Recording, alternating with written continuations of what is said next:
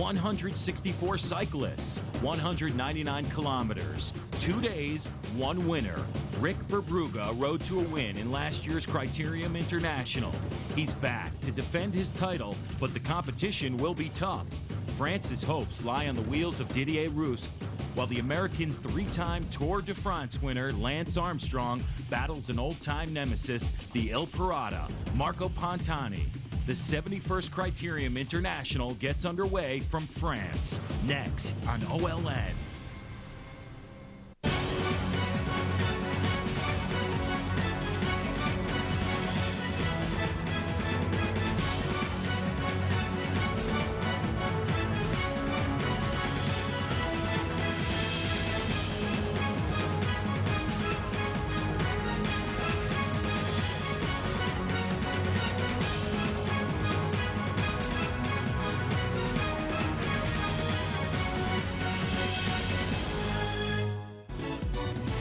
Hello and welcome to Charvelier-Mézeries, France for Outdoor Life's World Cup cycling coverage. Today we bring you the 71st edition of the Criterium International, a race run by ASO, the same organization that organizes the Tour de France.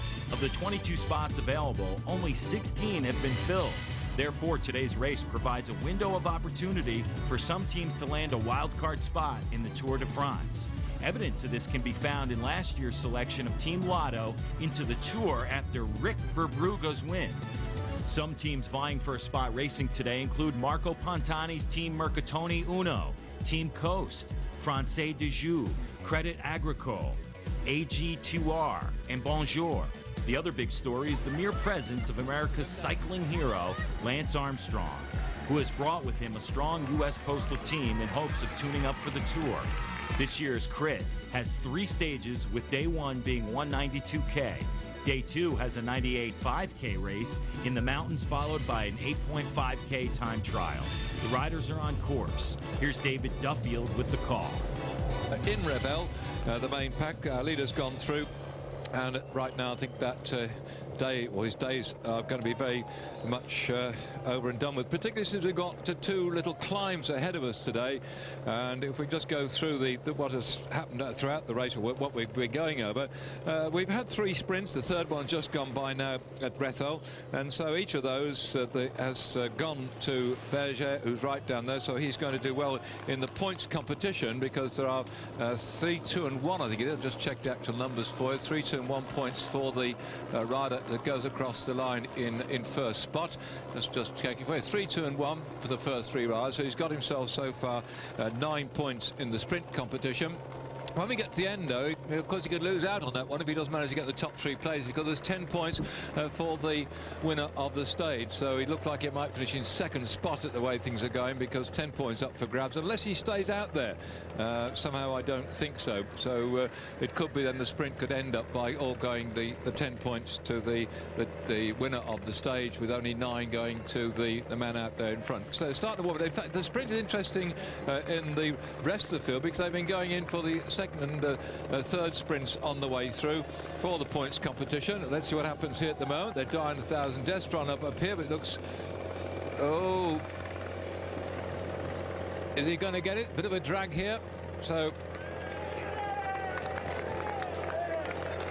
oh, 2 points, yes, 2 and 1 then at the De La Tour, who are trying to impress the Tour de France people. Certainly, I think that he was into third spot, but a good ride then by the Credit Agricole rider, and I think that might have been Lemaivel going for this one. Let's wait again as it goes here. Apart from the points there, so they've got to impress the Society of the Tour de France with a bit of flurry of activity. And yes, Credit Agricole into second spot, so I think that could well have been Lemaivel. We wait for confirmation of that one. And as ever after a sprint, they're trying to hang out there, I think, a little bit at the moment, but they won't. I don't think they could get very far on that occasion. More of Stage 1 of the 71st Criterium International after this. Stay with us. Welcome back to OLN's coverage of the Criterium International from Charvelier-Mézeries, France. Stage 1 continues. Let's get out to the course and join David Duffield with the call. Leading rider has gone through with the little village of Novion-Porcien. That's Novion-Porcien, Novion-Porcien. It's on the main D3 heading up to Seigneur-l'Abbé. If you can get on your maps there, we're from Rethel going straight up there in a due northerly direction, and the rider's beginning to jump around to try and catch him. The gap is around about 3 minutes, coming down all the time. When we get to Seigneur-l'Abbé, the race turns right and we go alongside the Forest de Moutier, and then it runs down, and when we turn back with the left-hand turn up towards the finish today. So they've got a fairly long run up this main road before we turn onto a much more minor road, and going through some of the back roads and that lovely Forest of Mortier. We may be able to pick that up on the cameras for you, but it's going to be a little bit of a climb. I've mentioned before, we only got just a couple little bit of climbs here lying ahead of the race, and so they're not enough, I don't think, to bust up the main field. It's beginning to get a bit more interested in things. Côte de l'Abbé and then the Côte de Barbon-Croc after 29 kilometres from the finish, and 13 kilometres. Could be just a little bit of testing ground to see if they're going to broken up. You can see Haugland, the Jean Latour team, looking after his interests. We go back to this particular stage last year of the Criterium International, the Charleville-Mézières. It's a very similar course that we're on this occasion, as now Armstrong started to move forward, have a little bit of word. I think he said, come on troops, let's close this one down, let's be seen on the telly. So the US Postal's beginning to do a bit of work at the front. And it was on this stage last year that Rick Verbrugge got the stage victory, took the jersey and kept it through to the finish. Patrice Haugland, who we just saw in a spirited form on the sprint, was in second spot in the finishing sprint, and then Moncuti was in third, just ahead of Brad. Wunderkopf in fifth, Stefan Huloth in sixth, and Bludson, who's also riding again today, was in seventh. Back out with our leader as the gap is coming down, and if you've just switched on and joined us, we're probably about 30, I'm roughing it really, about 30 odd kilometres, 37, 38 kilometres perhaps from the finish.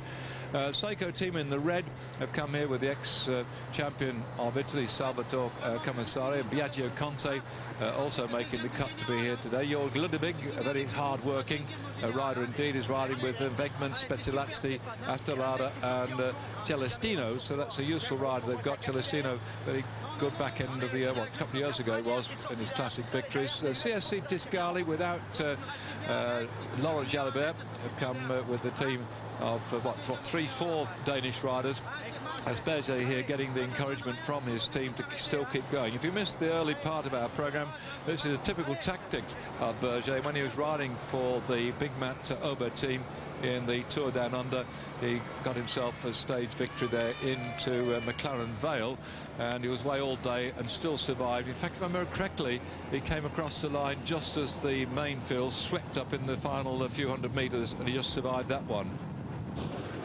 So still there out on his own at the moment, trying to pull after our leader and doing a little bit of a charging here. But I think the La France de Jeu are quite happy to let him drift off the front. So that rider out there just for the Phonak team. That's his Frenier, the Swiss rider from Phonak. The blue team on the front, that's the blue train for Lance Armstrong, US Postal. Rest of the teams in the race then, Team Coast in the yellow colours, not dissimilar to the ones being ridden by the Once team. Team Coast again trying to impress the selectors. Sorry to keep sort of bearing down on this, but it is a vitally important part of what we're seeing today as well. US Postal aren't too bothered at all that they've got their ticket to ride, but in this case they want to try and show themselves and try and get a stage victory, I think, to open up their account for the season. So Team Coast in there with their team riding. They're down with the yellow, they're down the right hand side and the left hand side. You see those yellow jerseys just at the bottom of your screen, those are the Coast riders who've got this shop. I spotted one in Bath the other day, one in Bristol as well, so I'm trying to find out how they're infiltrating into Great Britain now, the Coast team. 82R, we've already seen their man down the road, and here he is popping up on screen, just showing how he's going on the so many kilometres per hour.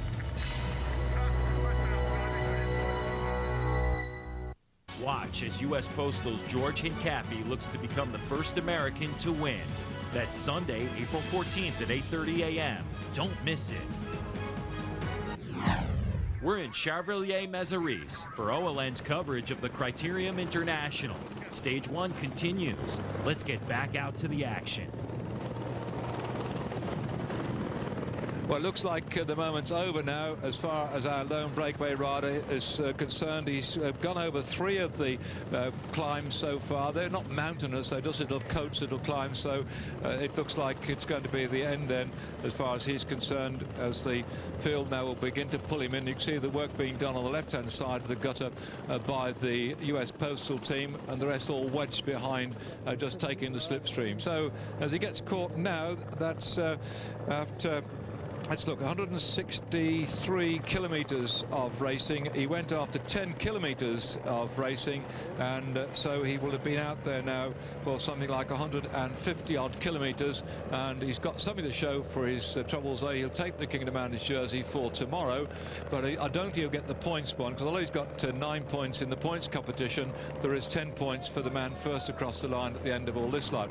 And the the chap out the front from the Coast team, trying it. We're looking at Top Shot again as to how the takeoff took place. The usual thing, once somebody gets caught, the best thing to do is to get out there on the front, because everybody might sit up and take a bit of a breather. So it's all together now, running toward the finish. Could be a big sprint finish at the end of it all. The gap now, we understand, is about 15 seconds at the moment, so that may not be enough. I think the Rainfield just sort of letting him drift off down the road. And whilst we went to the ad break, and here you can see the US Postals on their Trek bikes just on the front of the main group, we had over our headphones the information that the Grand Prix 3, that's at Alebeque in Belgium, has been won by Dario Pieri, just ahead of Joe Plancart in the sprint finish. So that was the situation. There's the man himself, Pantani, moving up with that rather unusual little bicycle. Those are Vila bicycles, by the way. Tristina, they made, to the best of my knowledge, in Trieste, and they call them Triestino. I think they've moved the factory since then. But if you look at the seat tube on his bike, very unusual machine. It goes up, down, and is ahead of the bottom bracket. The bottom bracket, then normally the seat tube goes straight down to it. But by doing that, it has enabled them to move the back wheel a little bit closer in, I presume. And also they're probably thinking it's getting a bit more strength down the bottom. That was Victor Hugo Peña just gone down the road. He's been put into this race, Peña, by the US Postal team, because Johan Brunel, the team manager, was saying that Director Sportive, they thought that Peña could do quite well even in the short time trial. So if there's only a few seconds in the race, he might be able to get a stage victory, or victory overall. Now, Deborah Armstrong isn't here, according to our information, to be there on the rostrum at the end of it all as the victor. He's going to be riding for the rest of his riders, who then in the end will have to start taking over and taking the weight off Armstrong's shoulders in the Tour de France later on. So really warming up now. You can begin to see them starting to go through. Number 28, Krivtsov of Jean de la Tour, working hard on the front then. That's the rider from the Ukraine. And now they really are in the gutter. This is where the races really begin to up now. Hold on to your hats.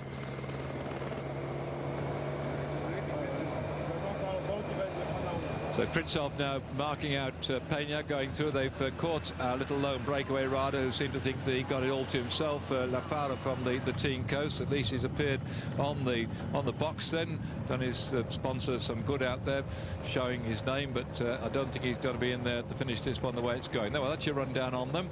And that little breakaway group at the front. But the main field still has them in sight, and it's an opportunity for ones and twos to try and jump across and get up there to them. US Postal with Lance Armstrong. You also got Roberto Heras here, wearing number 33. Now Roberto, mountain climber par excellence, will be riding with Armstrong. Their interest, I say, is to look after how Peña might go. Roberto is also a useful time trialist, but watch out for Floyd Landis, number 34.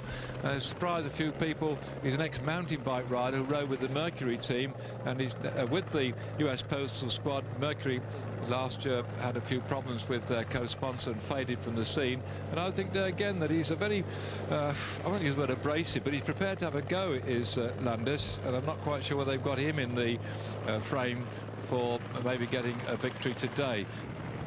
And here we go, coast again.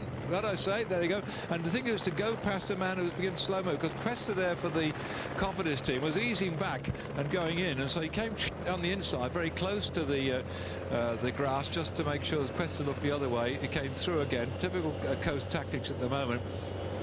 see if they can surprise a few people. They tried it with Laura, it didn't work.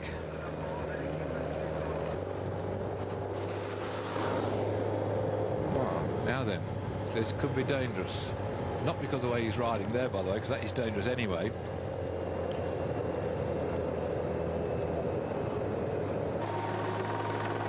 That's Landis, by the way. This is the fellow I mentioned to you, Floyd Landis, who could be a bit of a dark horse for this race as well. Well, he's got himself into that position. This is fairly typical Landis territory, by the way. I'm not surprised to see him having a go like this. Laurent Duffield, well, yeah, he will not be very quick in the sprint, so I suppose he's got to try. Whoops! So a little bit of a problem here. Perhaps just unshipped his chain. That's not a normal thing. He's probably flicked it from the outside to the inside and threw it off. It seems just like a shift of the chain. In fact, one of his teammates had dropped back very quickly and he managed to stick it back on again. So there we go. Whoops, your mate's there.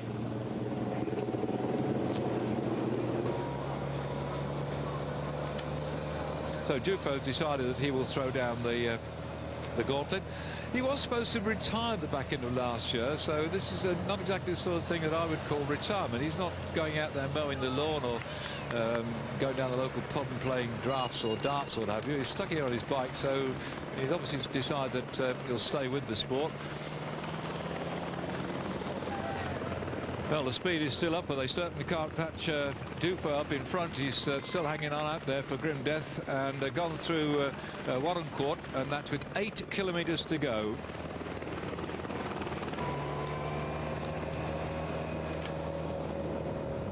And now with 6.5 or just over 6.5 kilometres to go, who's going to get this stage victory in the town of Charles-de-Mézières?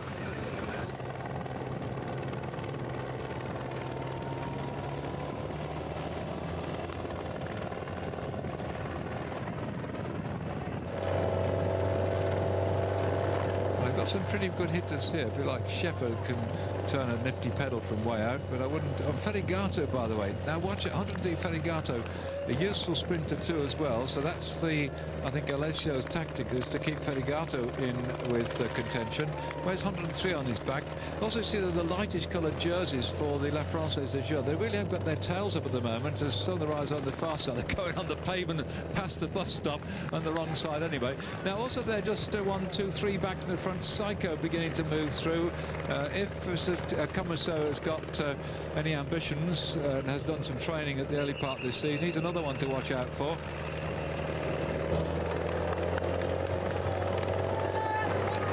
To go. Sprinter could come out of the pack then, but we look at La Française des Jeux. 1, 2, 3, 4 of them in there at the moment. Well, certainly 3 and probably half of one that I can see back there, because in fact one of the riders from the Domo Farm Fritz has infiltrated their operation too as well. So they've got a Domo Farm Fritz rider into the midst of this one.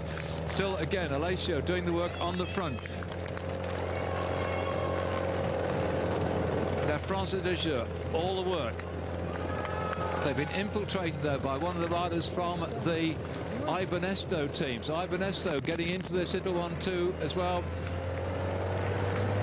But still, and the attack then coming on the right-hand side from Domo. On the far side, it's every man to himself now, and suddenly from nowhere, we're starting to see the rise on the left-hand side. Is this Rick Verbrugge then from the Lotto team? He left it rather late now and still in the centre. It's going to be La Française des Jeux at the moment. They're having a benefit of this one, and on the line, yes, they get that one.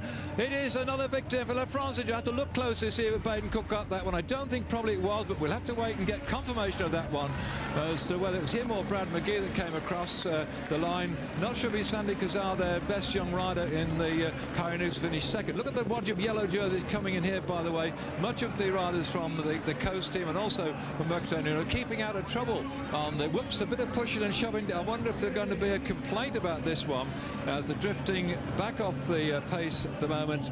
But yes, I think there was probably Simon down on the left-hand side was into third spot. A bump! Oh no, that's a nasty finish, almost coming to a halt there. In fact, it was Baden Cook, I reckon, that's got that one.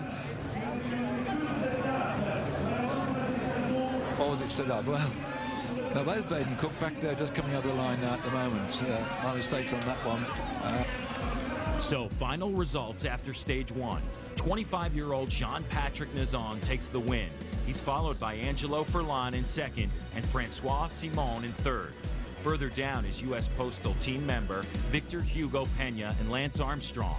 So the yellow leader's jersey will be on the back of Jean-Patrick Nazon in stage two, which gets underway after this. Welcome back to France for OLN's coverage of the Criterium International. The 98.5-kilometer Stage 2 is about to get underway. Here's David Duffield with the call. As the riders are setting off under quite a reasonable sun. In fact, the temperature is jolly good. Not much wind about the place, but ahead of the riders lay a cracking course before they were going on to the time trial in the afternoon. Stage 2 then from La Mouseuse to Mont-Hermé, and already they were very quickly into action on the course which had no less than 9 climbs on the way through towards the finish. And it's up and down stuff all the way, because immediately at the first climb at the Côte de Veille, that was only after 2 kilometres, then the Côte de Margretout after 14 kilometres, and you can see that the riders here beginning to come on the front. This was the climb that was beginning to sort it out, because they've been going all the way. The team from Sescali CSC were doing what they can to get up there, and you can see also that the yellow jersey is here too from the Francis de Jeux, who came in that jersey at the start of the morning after his great sprint yesterday, Nazon. But the attacks were coming so thick and fast, the field was splitting, and counterattacks then getting back together again. And we can see here that the King of the Mountains jersey is still there. Berger, who got that breakaway yesterday and stayed out there for 154 kilometres, notching up some points, again having a little go there to get that particular climb under his belt to add more points in towards the King of the Mountains competition. That climb was only after some 34 kilometres of racing, and ever present too, we just saw there Brochard being closely marked again by Armstrong, who was always constantly near the front. The Benesto rider getting away off the front now, trying to break things up, and that was Flescher, Juan Antonio Flescher, on the Mont Margretout. They went over that one twice, in fact, over the Mont Margretout. And so it was at this point where the major field began to break up, and we got sort of about 10 or 12 men begin to pry themselves off the front. But the lead was only 25-30 seconds. A lot of riders still in the pack there were trying to see if they could jump across and get up with those leaders. You can see again, look at how narrow these roads were too. Very ideal racing conditions for the strong men. And so it was happening here. Look at those echelons back down the road, as everybody grovelling in the gutter, getting on the wheel and trying to stay up in contention, particularly with Flescher, who was really beginning to motor for the Benesto team. More of Stage 2 of the 71st Criterium International after this. Stay with us. 25th at 8 p.m. when we bring you the Tour of Flanders. That's followed by La Flèche Wallonne at 9 p.m. Don't miss it. Welcome back to France for OLN's coverage of the Criterium International. Let's get back out to the action for the conclusion of Stage 2. Getting in towards the end then, riders started to try and fire themselves off the front, or off the back of the case maybe, jump up there, jump back. It was one of those tremendous days when you had to take every chance it was coming to you. Some cracking riders still in the main group just behind, including Pantani, who was riding very much without much help from his team. Yesterday all came in en masse in the main pack, but on this occasion it was going to be a chance perhaps of Pantani coming up to this group. But could he? Because it's flattening out now. It's Gonzalez you see on the screen there, inside the last 10 kilometres for the Calme team. They've cropped off down the road, leaving the rest of his breakaway group to try and decide as to who would do what to chase him down. So Armstrong, well, he wasn't taking any chances to try and get down there to Gonzalez, who was seeming along at a great rate of knots. So Armstrong looking remarkably relaxed. In fact, it'll be interesting to see if Armstrong, on the basis of this ride, which is he's been looking so good all the way through, is likely to take in any of the Ardennes Classics yet to come. He said, well, possibly for the Les Bastons, possibly for the Flèche Wallonne, but nothing seems to be sealed at all. Well, coming on in toward the finish, the Calme rider here, Gonzalez, thought that he got it all nicely cooked up, going over the River Meuse. and just behind him, well, if you've got to do anything about it, would the bunch work together, or what was left of it, or would they in fact somebody start to go for a lone one? And so back at the front still, Gonzalez riding with the Asiba 131 is back as the leader of the Kelme team, gritting his teeth, taking his chance, and it looked like he was going to get it. Well, the Cofidis team finally managed to break the grip of the other riders and piling one ride after another, taking it in turns. This undoubtedly was making it very difficult indeed for the rest of those group to control it. And so Moncuti it was that took a great chance to try and see if he could get up with the leader on the road, Gonzalez.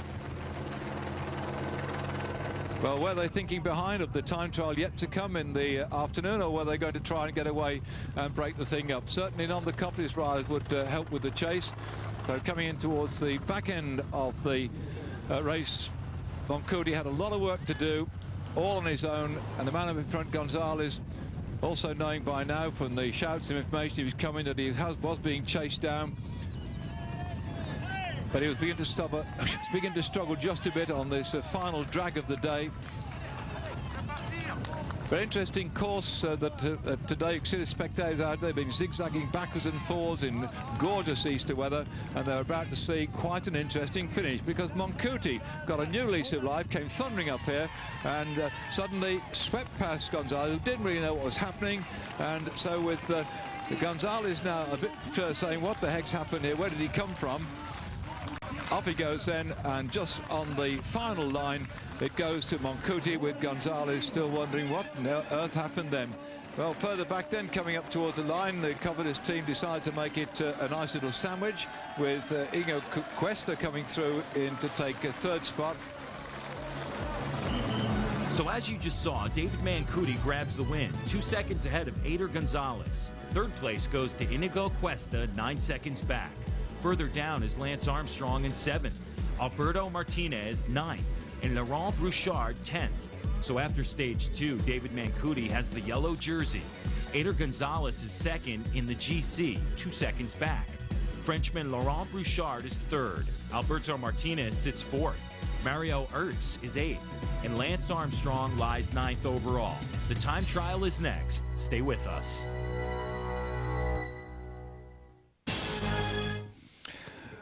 Welcome back to this extremely flat time trial, 8.5 kilometres north. So there's a man who won this race last year, and in this particular time trial he went round in just over 10 minutes last year to get the fastest time of 10 minutes and 19 seconds.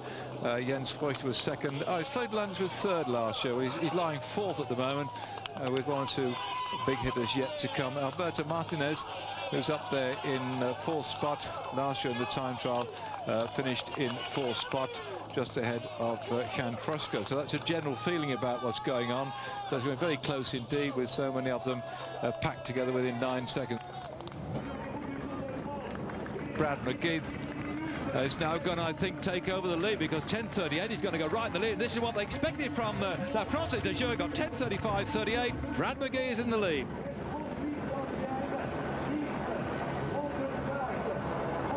Well, that was a superb performance by Brad McGee. We're expecting this really from Brad, who one of the all-conquering, all-singing, dancing riders from Australia. Member, you can see the rainbow bands around there. A world champion on the track, both as a junior pursuiter and then going on to ride in the team pursuit for the Australians. And they've been nurturing very carefully indeed. The interesting, I'm sure that you French people watching, maybe watching Bruce here, won't mind me talking a bit about Brad here, because he does ride for La Française des Jeux. Brad McGee, when was it? It must have been 4 years ago. I'll have to look in the book of words for it, that he actually turned pro for the La Française des Jeux. And I remember chatting to him at the presentation of the team. That was probably like the first year the team got formed, I think. And he was almost incognito for a couple of years. He didn't get in there and do very much. And Marc Madio was nurturing him and bringing him on very carefully. And that's one thing about Marc Madio. He has done a wonderful job with these young riders. And if you watched our program yesterday, you'll hear how Naison was saying, after he got the victory victory in the sprint yesterday. What great atmosphere there is in the team, and it's very unfortunate then that the other Bradley Wiggins, having slaughtered himself to get round the course, wasn't able to ride this time trial today, because I'm certain that would have suited Brad. This is Bradley Wiggins, but there again, having ridden round that course this morning, which was a distance of 98 kilometres, just on 61 miles, they actually averaged just a sniff under 40 kilometres an hour. So that's pretty quick going, about 25 miles an hour. If you saw the sort of course this morning, you'll realise just what a tremendously difficult course it was. So baptism of fire for Bradley Wiggins, but Brad McGee, his teammate, now taking the lead for La Française des Jeux. Bruce coming in here, he's going a good ride there. Imagine what happened if he hadn't had the puncture this morning. 10:37 then, putting him up into second spot. Bobby J himself here. He said he's much more relaxed this year. The pressure's off him now. Remember, he was third in the Tour de France and some years ago, and never quite lived up to their expectations afterwards. He had the misfortune to fall off every so often, or get injured, or get sick. So Bobby J now riding with the Telecom team. Just, if I use the word domestic, is a super domestic, hard for his ability to climb the mountains. He's gone off on this time trial, and he's lying overall on the general classification as well, like Cloden with him, and a lot of those riders at 35 seconds down. We've just got 1, 2, 3 more riders to go in 35 seconds, and a couple of Verbrugge's come through here. They'll look down the notes, and 10:35.05, and it's an equal to draw. It's got to be the draw. Let's just check that again. 35.05. It'll have to go beyond that now to see if in fact he's repeated his performance of last year, because I've got down 10:35.38 for McGee. We'll have to wait for confirmation on that one.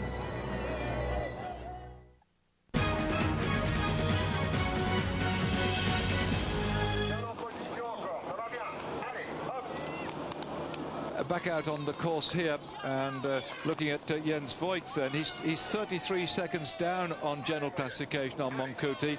Just missed the cut this morning in that chase group. They tried to get back there, but just didn't quite make it. You can see therefore that Verbrugge in the lead at the moment at 6:08 at this particular point. McGee back 1 second, and Buxhofer in at 4 seconds in third spot. Well, Buxhofer's already finished right now, but the battle for probably the third place, I think, might change just a little bit here. Idris Cloden back out on the course, and so now Cloden is having a go at this one. I reckon you'll probably be able to take that lead, because 10:35.05, there's no doubt about it. We're going to have a change here, I think, and my German colleagues are jumping up and down next to me, and it's Brad first all round. Oh no, it isn't. 10:35.63 didn't quite make it.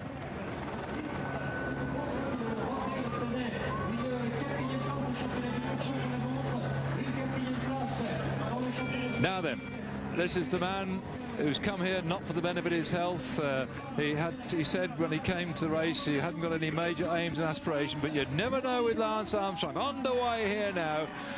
The world champion, remember he got that superb world championship back in Oslo many years ago, and then from then on had that terrible cancer, burst back, and has been there dominating the Tour de France. Now along the side of the road, the people cheering on this battling Texan now. I wonder if George Bush is going to see it on his outdoor live television. I'm sure that if Lance gets this one and takes the victory, then there's going to be a lot of celebrations for the Criterium International. Not looking back the list here, has had an American victor. The nearest they ever got was Greg LeMond, who finished into third spot in 1986. Behind in third spot, his second was Sean Kelly. Earl Zimmerman was the man that won it. Back again to another man who's up there in the same time as we're now getting ready with Alberto Martinez, a useful time trialist as well, and I think we might see this man causing a few upsets. In the time trial last year he was fourth, just 4 seconds down on Rick Verbrugge, who at the moment we've got him down as being the fastest rider at 10:35.05, just marginally ahead of Brad McGee.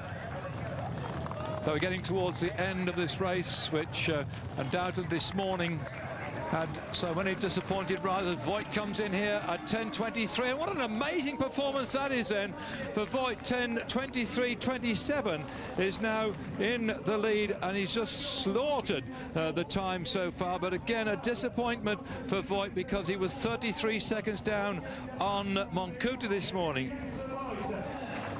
Back to the man on whom all hopes rest for a French victory in this race.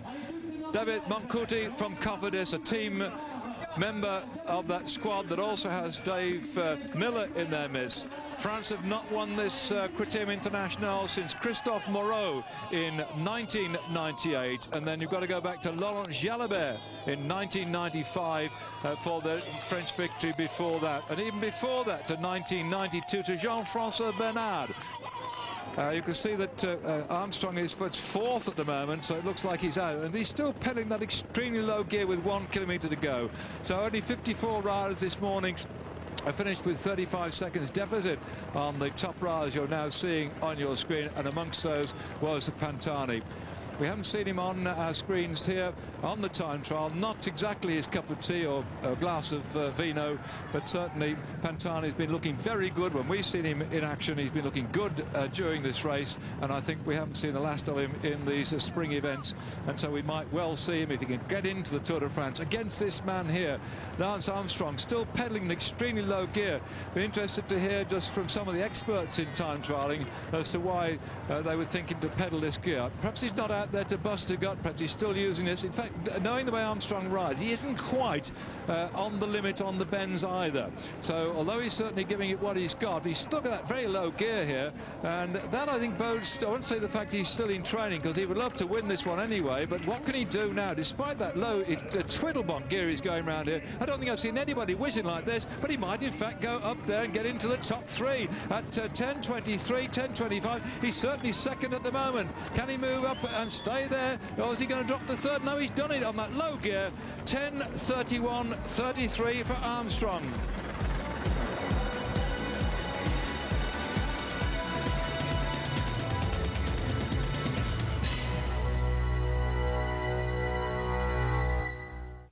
Paris-Roubaix, the queen of the classics, the hell of the north, live on OLN. It's a hell of a race. The cruelest conditions, punishing cobbles, buried up to their necks in mud. Postal's George Hincapie is knocking on the door. Outnumbered at the front last season by Domo, this year he should have the support he needs to succeed. It's not enough to survive, you have to thrive. The 2002 Paris-Roubaix live, Sunday, April 14th, 8:30 a.m. on OLN, Adventure TV.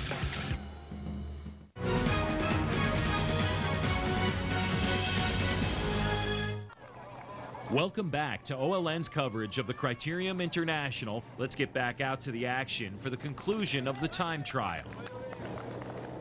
Next one to finish should be Igno Cuesta. Well, I don't want to be disrespectful to Cuesta, but I don't think he's going to be up there frightening a few people. Not at the moment is Aitor Gonzalez. I think he left all his form on the undulations coming into the finish in this morning's section, and pushing quite a big, what a sharp contrast to Lance Armstrong's twiddling on those small gears.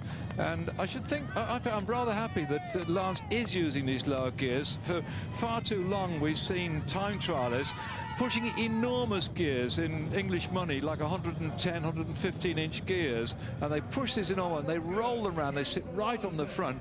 And yet my mind goes back to the days when at this time of the year you'd be riding 25-mile time trials, as Cuesta, I said he wasn't going to be too far up there, 10.55 as far as he's concerned, so he's not going to be up on the top three. That in the early season time trials you'd be riding a single fixed gear, and I think it was below 73 inches, I think, if you had to go in the early season, what they call the low gear races, and you could actually twiddle, and some of these very low gear merchants like the Higginsons could actually get round a 25-mile course inside the hour. So they could do over 25 miles an hour on these very low fixed gears, and when the season came on they would be moving up to maybe about, I don't know, 82, 86, and not much over that. We got lads pushing over 100, 110 inch gears now, certainly going somewhat faster with their aerodynamic bikes and disc wheels and everything else at the back. But perhaps Armstrong's showing us that you don't always need to be powering around on a big gear.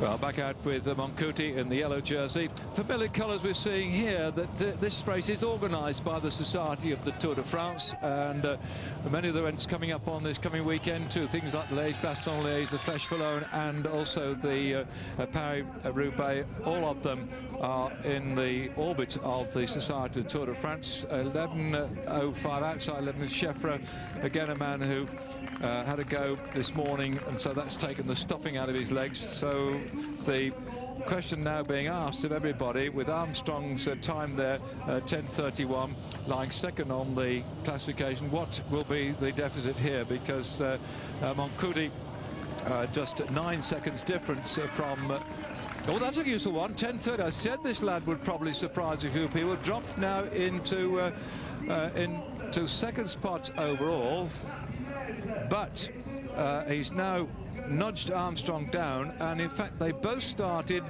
with 9 seconds deficit, so he's moved ahead of Armstrong not only on the time trial now but also on the general classification. He's confirmed then he started at the 4th spot in this time trial. Armstrong was back down there in what was it, 1, 2, 3, 4, 5, 6, 7, 8, 9th spot. So in fact Lance will move up. I think Lance is going to move up behind Martinez. The question is what will happen with Brochard, Gonzalez and Moncuti out on the row. Brochard should be the next to finish, and he was exactly also back there behind the leader at 9 seconds, and this is our leader pushing quite a big gear,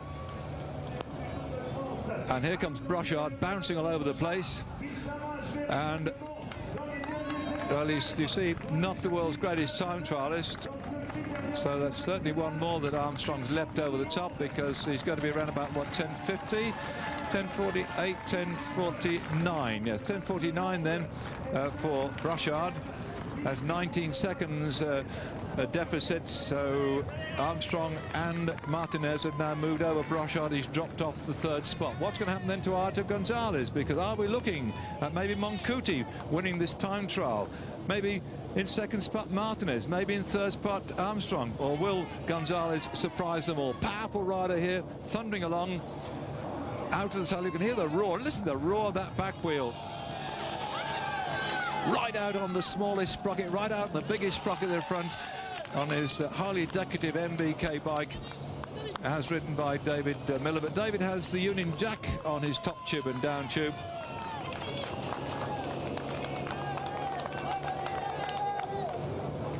Inside that final kilometre, is he going to hold on to his position at the moment, lying second overall on the classification? And oh no, he's losing quite a bit of time here. He could also be drifting off then, and yes, it's certainly, he's gone out of the frame too. All that effort this morning has really sapped his strength. 10:58. So that's another one that Martinez and Armstrong have overtaken. What now is going to happen? According to my quick calculation here, I've got Martinez, providing Moncuti wins this time trial, or still stays ahead like he's going his 9 seconds ahead of them, making Martinez into 2nd and Armstrong into 3rd, providing of course that Moncuti manages to stay those 9 seconds ahead of him. So he's got to come inside here in less than 10:40. 9 seconds at 10:40. Look, it's going so close. 10:40. Is he going? He's going outside it now. It's all changed then. And how far down is he going to be? It looks like they've overtaken him. And Moncuti, the yellow jersey, hasn't helped him to go through and maintain it, because he's now got 10:51 on the clock. 10:51. He's now some 20 seconds slower than Armstrong. So, final results of the time trial now in, and Jens Voigt gets the win. He beats out Alberto Martinez and Lance Armstrong. Last year's winner, Rick Verbrugge, takes 4th, with Bradley McGee taking 5th. Frenchman Didier Rousse got 7th, and his teammate Sylvain Chavanel 8th. The bigger prize goes to Alberto Martinez, who finished 2nd in the time trial ahead of Lance Armstrong. As it turns out, Martinez wins the overall GC, just edging out the 3-time Tour de France champion, Lance Armstrong. David Moncuti puts in a good race for Cofidis in 3rd. Jens Voigt takes 4th, and Laurent Brouchard grabbed 5th for France. Eder Gonzalez finishes 6th with Mario Ertz 8th and Rick Verbrugge 9th. Bradley McGee rounds out the top 10. Keep it locked to OLN for more cycling coverage when we bring you the Tour de Faso. That's coming up next.